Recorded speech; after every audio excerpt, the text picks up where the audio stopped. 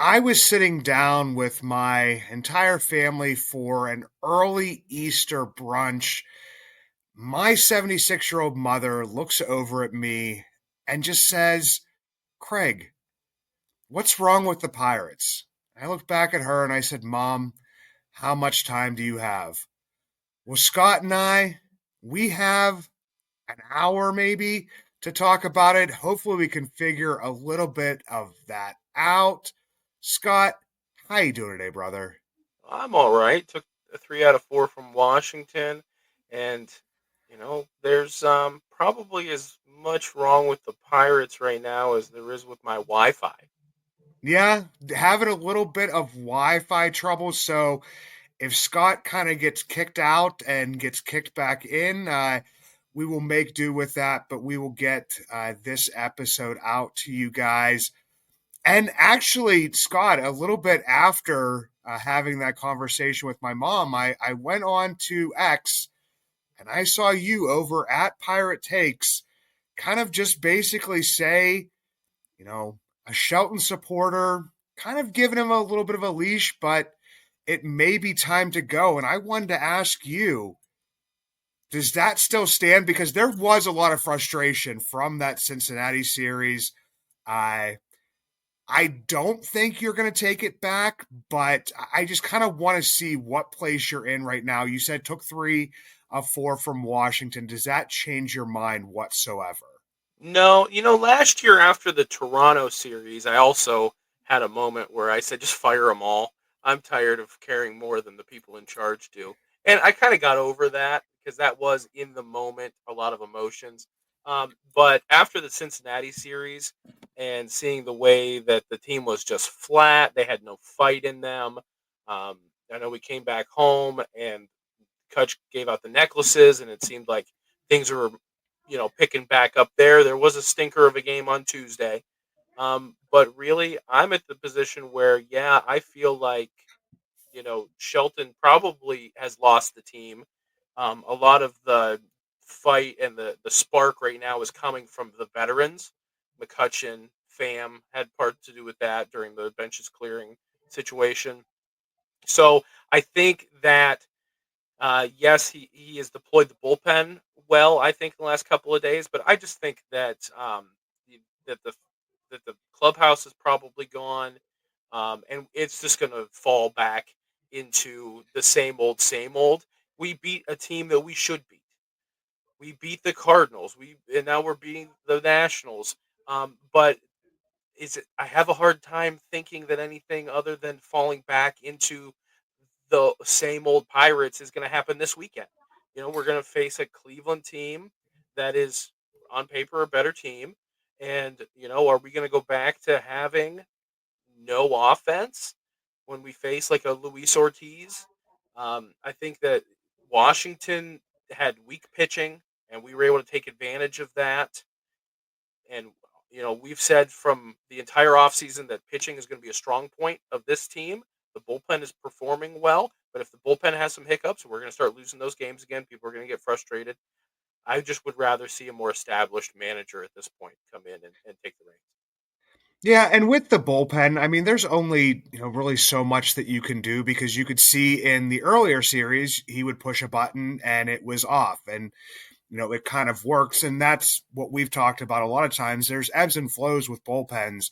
You're not going to have that, consistently for, 162 games. You are going to have like little blips in that. So, I mean, just because it worked out here against what is like, a weaker, Nationals team, it doesn't mean it's going to work out against Cleveland.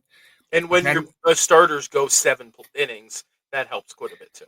yeah, when you have, Paul Skeens out there shoving and then Bailey Falter has, one of his best starts. I mean, Andrew Heaney, I saw somewhere on there that this is the first time in at least like 4 or 5 years that he's gone, 7+ innings. So it's not something that you would really expect from him. And I'm looking at like this West Coast swing they're going to do after Cleveland, go to the Angels, Dodgers, Cubs, Padres until we see St. Louis again. Yeah, I mean, it's going to be a tough stretch, and losing those games to, the Marlins, does that really mean a ton in the long run? I mean, obviously in the short run, our record would look a little bit better, but does that really mean that the team is better? Or it's just like kind of like last year to a degree where we were floating around 500s and are you contenders or pretenders? And, go out there and make some trades that really don't work out with the guys coming back. It's just a very strange time because, like you said, Kutch comes in, he hands out these necklaces. I feel like it's 2010 again, seeing those out there. And I think I saw some comments from the Pirates players about, oh, yeah, I used to wear these when I was like in Little League. So kind of gave me a little bit of chuckle and made me feel a little bit old. But yeah, I mean, to me, it's like kind of like, yeah, he is the one kind of leading that charge. With Shelton, I mean, we could just go back to this again. It feels like just like a broken record. I mean, he's a setup manager. He was a guy to get them through the rebuild, and I don't know if he was the guy to push them forward. Obviously, with some of the injuries and different stuff that's been going on, you can say like he's not being given the best players or the best people to make lineups with. But then also, some of the stars aren't performing. Brian Reynolds has an OPS at this point in time that is about to go under 600 if he doesn't, start to do some stuff right here.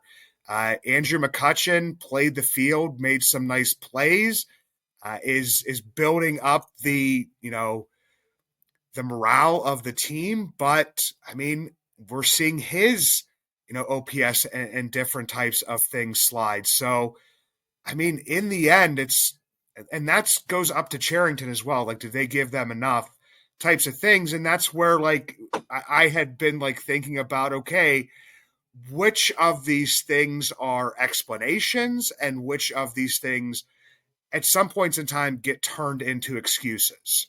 Well, so Shelton is more of a Jim Trace, or is it more of a John Russell than a Clint Hurdle? I almost said Jim Tracy. So more of a John Russell than a Clint Hurdle. But here's the problem I'm starting to have. The thing that made Shelton a rising star in the coaching ranks was his time as a hitting coach. He hasn't implemented that at all. So for him to be a star hitting coach and then take over a team and have that be the weakest point of the organization seems like a failure at that point. And anything bad that I've said about Oscar Marine, I've got to take that back. So in the event that something happens with Shelton, you got to hope that Marine stays because he's really achieved a lot. I think with the hand that he's dealt. Because you're right, a lot of it comes from Charrington. Shelton can only use the players that Charrington gives him, but I don't think he gets the best out of those players. And I think that they rely too much on the veterans to drive. And I love seeing McCutchen take O'Neill Cruz under his wing, but what do we have coaches for? You know, that's got to be on them to a degree. You can't just rely on other veterans to drive the development of players. So yeah, if Shelton was supposed to be this hot shot hitting coach and he had a lot of success in Tampa, where is that? Clint Hurdle was a hitting coach, and he never divorced himself from that. When he got fired from the Rockies, he was a hitting coach for the Rangers for a while, right? So when he came, that's where I think where the Pirates hired him from, and so he used that skill set to be very involved in it. I don't see where Shelton is doing the same. Yeah, and I know a lot of people, especially, I mean, when you have the off season and you just have all the time in the world to talk about things, people thinking, what can Matt Haig do for this team? That's like a lot of pressure on one man's shoulders. And especially since, I mean, just in these first like few weeks here, it doesn't seem like the hitting approach or just adjustments that need to be made throughout the game are being made. So I don't know if that's like at some point in time, like Shelton's just got to be like, hey guys, we're getting down here early in the counts, and this guy's throwing you strikes. So if you see a pitch that you like I don't know why we're not pulling the trigger on that, and that's why it's just so frustrating. I keep going back to I feel like this season is encapsulated in Nick Gonzalez, aggravating that ankle injury to the point of a fracture, if it wasn't already a fracture, after hitting a home run on a guy who is very, kind of aggressive early on in counts, and a guy that, takes what is given to him. So that's the frustrating point to me, is just like it feels like that there's just this thought within the Pirates that, something is just magically going to change with this approach that we've kind of seen even before, we had Andy Haynes, we had Eckstein, who had a very similar approach for a team with a lot of, I wouldn't say superstars, but just at least like stars. Hmm. This type of approach can work. But when you have a team of, Emmanuel Valdez, I mean, unfortunately, I'm not going to like pick on him, but I mean, you have a guy that's number one playing out of position because causes Paul Skeens to have two errors the other night because he doesn't know how to catch the ball, and that's part of Paul's game. But then the same thing happened on opening day with Andy Rodriguez. Like this team doesn't have a first baseman, and that's where I kind of feel bad for Shelton in some ways. But the other part is that, you're the man that's making the lineup, and it took you this long to start putting O'Neill Cruz at leadoff, a position where he said he's more comfortable. Or maybe saying there's a guy who's hitting 275 and has an on base percentage over, I think it was up of 340 at one point in time. It might be down to around like 333 in Isaiah Kiner-Falefa, and you have him sitting, in the 9 hole. So that's the other part to me. But then there's just also this frustration about, Reynolds isn't really hitting that well. Yeah. Kutch has started, to not hit well over the past week or so. And I know you're not supposed to look at stats. I think that the rule is don't start looking at stats until I think like 100 plate appearances. And a lot of people say don't look at stats until Memorial Day. But when everyone is slumping this badly, it's hard not to go up and down the list and see like maybe a couple players with OPSs over 700. Like that shouldn't happen. And especially you have nobody that's off to like this, these hot streaks. This is the time where you see OPSs over 1,000 that like for guys, that wouldn't normally have it. I mean, other than Aaron Judge, I mean, he'll probably always have it. But yeah, we don't even have that outlier. We have a lot of guys with OPSs under 600. So it's just very, very frustrating. Yeah. Now, I will say, and maybe disagree a little bit on, I think that they've been more aggressive at the plate this year versus the way Haynes, not fully, not exactly how I would necessarily make an ideal choice for them to be, but I have seen, it's funny because that was a big argument that I had and a big problem that I had was them just being so passive and waiting. And the first guy I noticed, but he made it work in that kind of approach was Vogelback, and he's the assistant hitting coach now. And but he hasn't really applied that to the whole team, which is good because you want to have, you know, I think Haynes wanted the team, all of those pegs to fit certain holes, and the team now is saying, let's make the best version of you. More that player centric thing that Charrington said and gets dragged for, right? But I do think that there are times where they get caught. But I'm seeing a more aggressive, and maybe there's some room to grow into that. But I'm happier with the approach that I've seen this year versus previous years.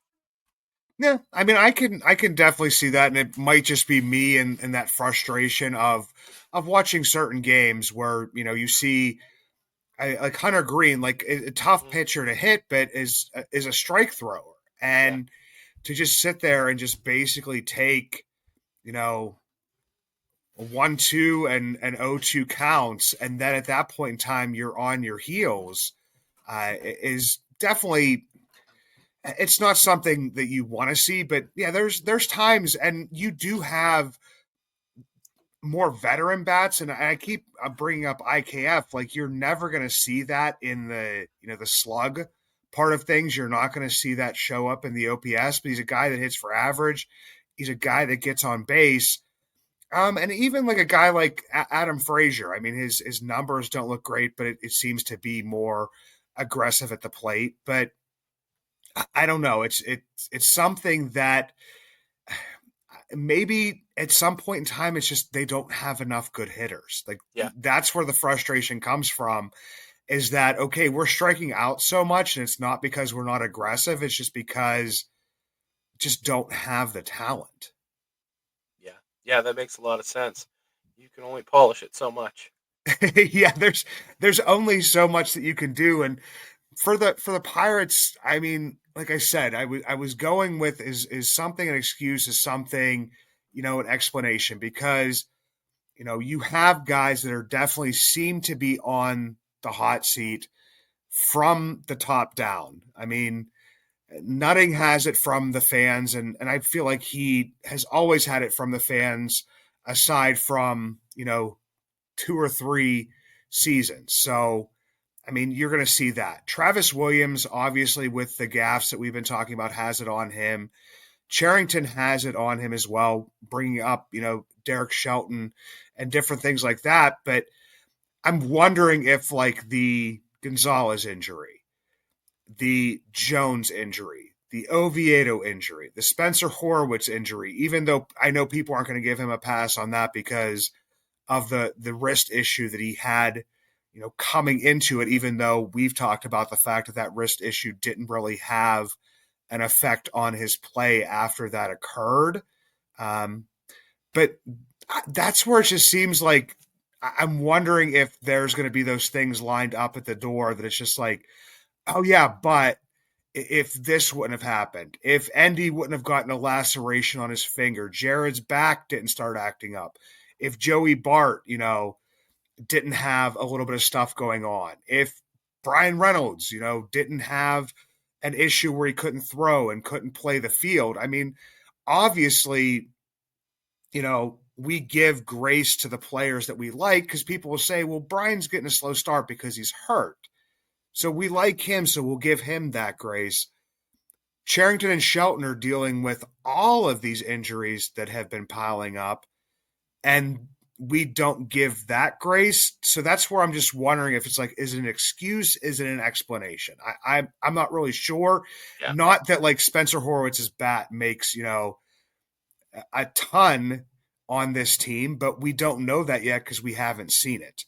Um, yeah, some of the other guys, I like I said, Nick Gonzalez, I think would have been a little bit bigger of a player in this. Everybody was looking forward to Jared Jones, and I mean, for God's sake, a lot of people had Oviedo in the starting rotation. We didn't, to begin the season, but we still had him as a pitcher that you could count on during the season, and that's a question mark. So, I yeah. mean, if everybody's healthy, is the record better? Is the feeling better? Is the team better? Yeah, yeah, I think so. I think we're going to find out if it's an excuse or an explanation. I mean, injuries piled up like bucko bricks in the landfill. So we're going to see if things are going to. But really, what I guess Carmen Mlodzinski is really the only one in the rotation that you would take out, um, because Heaney's pitched very well, including today. So you'd have to fit those guys in somewhere, um, but then again, we've been saying Majinski in the bullpen makes us a better team. So that's a plus. I think that Nick Gonzalez being a doubles machine and being an RBI guy makes the team better. And with the pitching staff that we have and the close games that we're going to play, um, every RBI is going to count. And so having somebody like that in your lineup, we still don't know what Horwitz is going to be. We don't have a book on him yet at this point. So we'll have to see. But maybe, if he can catch the ball at first base, then that's a plus. So I do think that to a certain degree, reinforcements are coming. And I do think that they would have a few more wins if those guys had stayed healthy, and you can deploy the guys the way you want to deploy them and configure your infield the way that you want to. You're not having Chang in there, and Ji-Wan Bei probably isn't on the roster, or doesn't spend as long on the roster. You don't get Canario, guys that just haven't really produced in any way, shape, or form. So yeah, I think with those guys healthy, it is a better team and a marginally better record.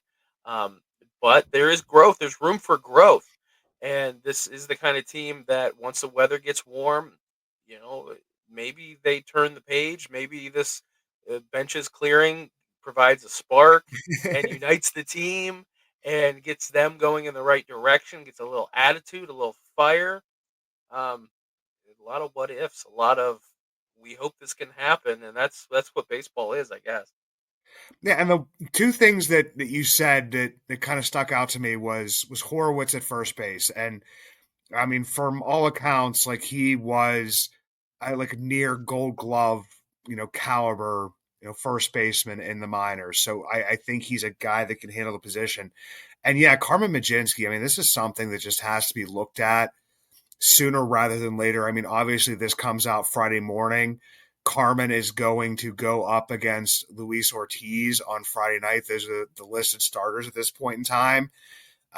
So if you don't listen to this till Saturday, you got to let me know how Carmen did. But it's been this year and even into last year when he was used as like the opener and they tried to get him to start to go through that lineup a couple times. Just this year, I was looking at this. The first time through the order as a starting pitcher, opposing batters have a 546 OPS against him. Okay. The second time through the order, that jumps up to 964. The third time through the order, it looks better than the second time, but it's still a 762, which, isn't great, isn't terrible. But at some point in time, like he came into this offseason, he, wanted to see if he could be a starter.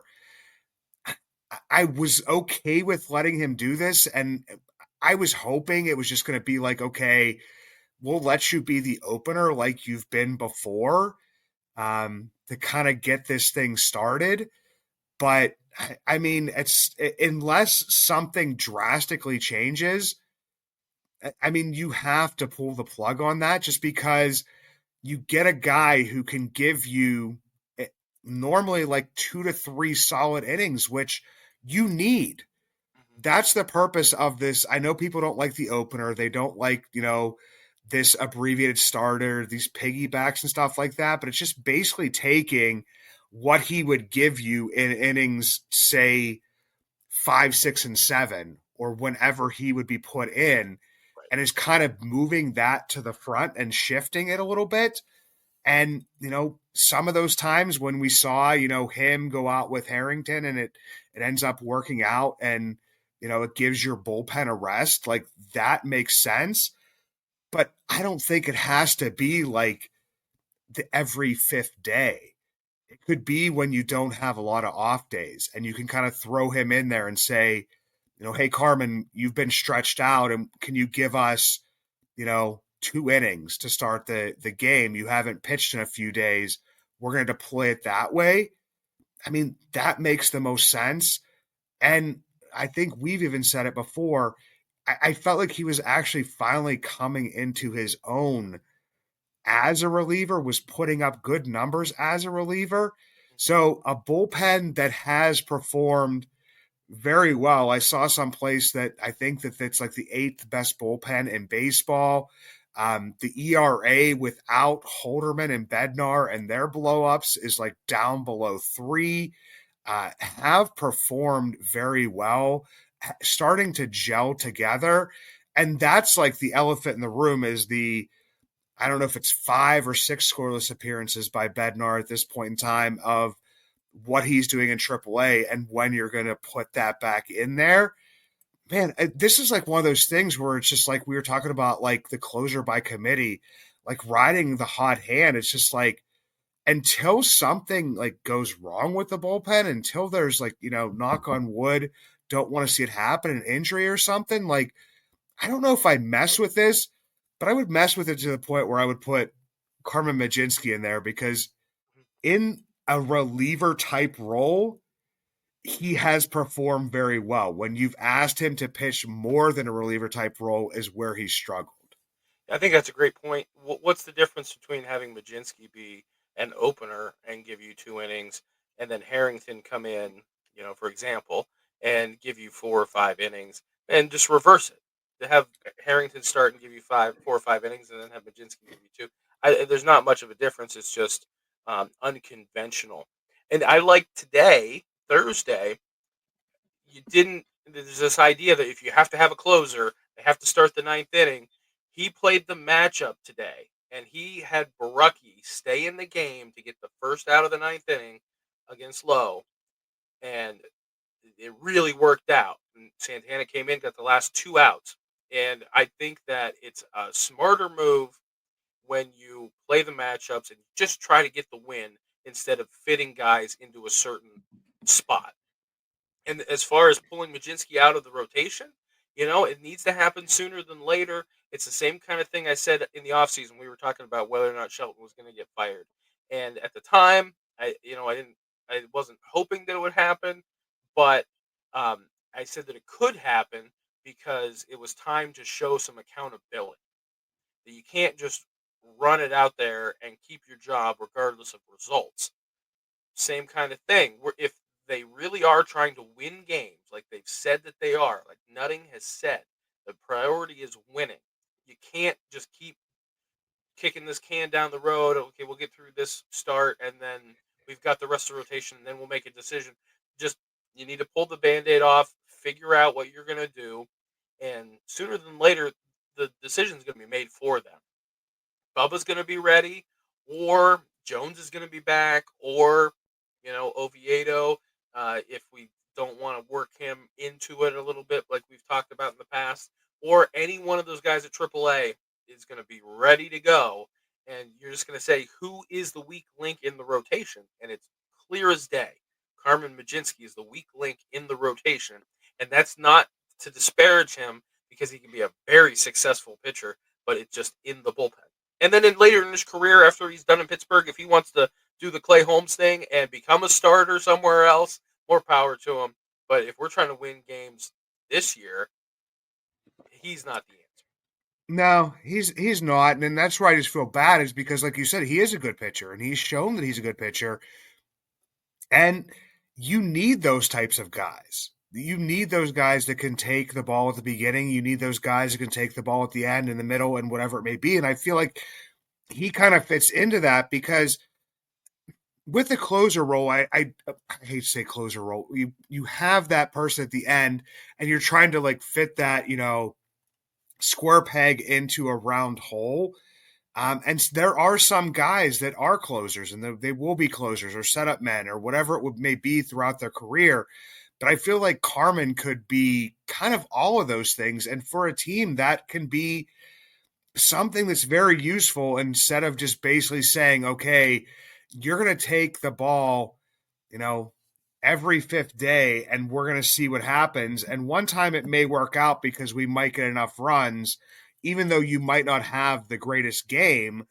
And then, keep doing that. I mean, like I said, Mhm. I can look at this and say, this is where he struggles. The analytics team, like this is where this is really not working. And I think that they are, maybe in some ways trying to play it slow with Bubba. And I don't mind that because I mean, we looked at it before is that he doesn't have a workload that is going to be enough to like a starter's workload to get him to the end of the season. But if he's needed at some point in time, use him now until Jones comes back. Yeah. And then, figure this type of stuff out. We talk about other teams like doing stuff like, and I always look to the Brewers. Like the Brewers they've had, a bunch of starters that they will want to move up into their rotation, obviously, but then they kind of use them in relief roles. They use them in spot starts, and it doesn't ruin their career. So I'd like to see the Pirates, if it's like, okay, we have all of this depth, to just use it what is the best and not talk about service time and not talk about whatever, but just, okay, take this depth and just use it to get all of those innings.